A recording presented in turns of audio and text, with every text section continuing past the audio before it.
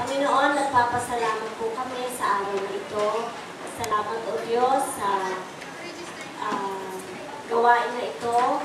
Lord, salamat din po sa mga taong itinapon mo sa lugar na ito upang ma-witness po nila ang presentation ng mga bata dito sa EFTV.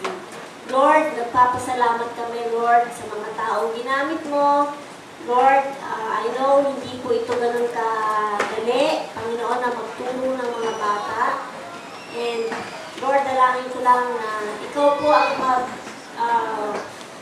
Lord, that you be the one to take control of everything. Lord, we are lifting up, Panginoon, bawat bata na magpe-perform.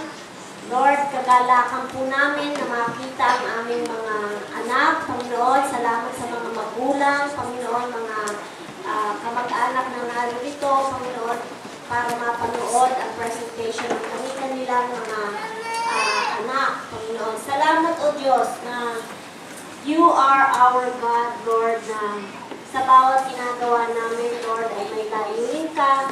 And anuman, Panginoon, ang layunin mo, Lord, sa presentation na ito, dalangin ko, Lord, na matatanggap po namin ito.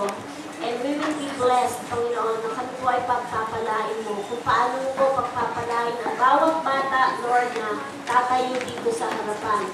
Dalangin namin na ikaw lamang po mabigyan ng kapurihan at kaluwalhatian. Maraming salamat po. Ito ang aming panalangin sa pangalan ni Jesus.